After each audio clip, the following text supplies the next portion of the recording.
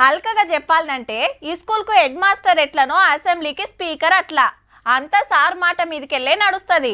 మాట్లాడమంటే మాట్లాడాలి, కూసోమంటే కూసోవాలి.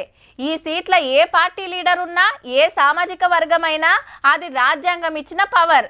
అందులో ఎవరు కూసున్నా అదెట్లా ఇదెట్లా అని క్వశ్చన్ చేయనీకుండది.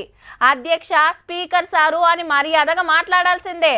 ఆఖరికి ముఖ్యమంత్రి అయినా కూడా గంత పవర్ ఉండే పదవి కాబట్టికే ఇవాళ గంత లొల్లయింది.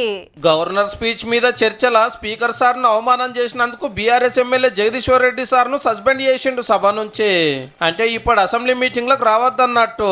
Shri Guntakandla Jagadeeshwar Reddy be suspended. ఇంతకు లొల్లెట్లా వచ్చిందంటే కాంగ్రెస్ గవర్నమెంట్ మంచి మంచి పథకాలు పెట్టింది, తెలంగాణను డెవలప్ చేస్తుందని నిన్న గవర్నర్ సార్ పాఠం చదివిండు కదా, దాని మీద ఇవాళ చర్చ నడిచింది. గులాబీ పార్టీ తరఫున పాత మంత్రి జగదీశ్వర్ రెడ్డి సార్ కు, అటు మంత్రి కోమటిరెడ్డి వెంకటరెడ్డి సార్ కు కిసర బసర అయ్యింది. మొదలు రైతులకు రుణమాఫీ చేసినారు, రైతు భరోసా ఇచ్చినారు. మీరు లక్ష్యాలని చెప్పి 5 ఇన్స్టాల్మెంట్లో ఇస్తే 20 వేలు వడ్డీకి సరిపోయిన అధ్యక్ష. లక్షల కోట్ల మంది ఇలా ఆర్టీసీలో ఉచితంగా మహిళలు ప్రయాణం చేస్తున్నారు, చూస్తలేవా?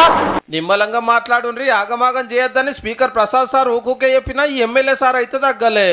జగదీశ్వర్ రెడ్డి గారు ప్లీజ్ 1 మినిట్. అసహనానికి గురి కాకండి, సహనంతో మాట్లాడండి, సభా సాంప్రదాయాలను కాపాడండి. అధ్యక్ష, ఏ సభా సాంప్రదాయానికి నేను విరుద్ధంగా మాట్లాడినా మీరు చెప్తే తర్వాత మాట్లాడతాను అధ్యక్ష.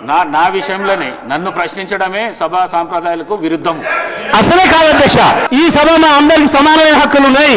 మా అందరి తరఫున మీరు పెద్ద మనిషి మాత్రమే ఆడ కూర్చున్నారు తప్ప ఈ సభ మీ సొంతం కూడా కాదు. ఈ విషయం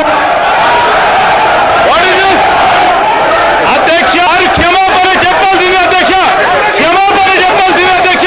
హీగేమున్నది లొల్లి. దళిత స్పీకర్ ను అవమానించిరని కాంగ్రెస్ పార్టీ వాళ్ళు లేస్తే లేలే అట్లేమనలేదని బీఆర్ఎస్ పార్టీ వాళ్ళు.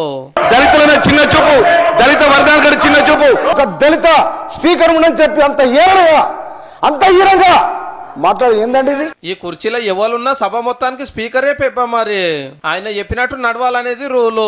కానీ గిట్లా క్వశ్చన్ చేసే వరకు గడబడి పెద్దగా అయితే బ్రేక్ ఇచ్చిండు. House is urgent for 15 minutes. అటు మంత్రులు కాంగ్రెస్ ఎమ్మెల్యేలు వచ్చి స్పీకర్ సార్ ను కలిసిరు, ఇటు బీఆర్ఎస్ ఎమ్మెల్యేలు వచ్చి మాట్లాడినరు. అందరితోటి మాట్లాడి రూల్స్ ఏం చెప్తున్నాయో చూసినాక మళ్ళా మీటింగ్ చాలా అయింది ఇదే ముచ్చట మీద. ఒక దళిత జాతి బిడ్డగా మరి ఒక అత్యున్నత స్థానంలో కూర్చోవడాన్ని వాళ్ళు జీర్ణించుకోలేకపోతున్నారు. సంబంధిత సభ్యుడిని సభ్యత్వం రద్దు చేయాల్సిందిగా.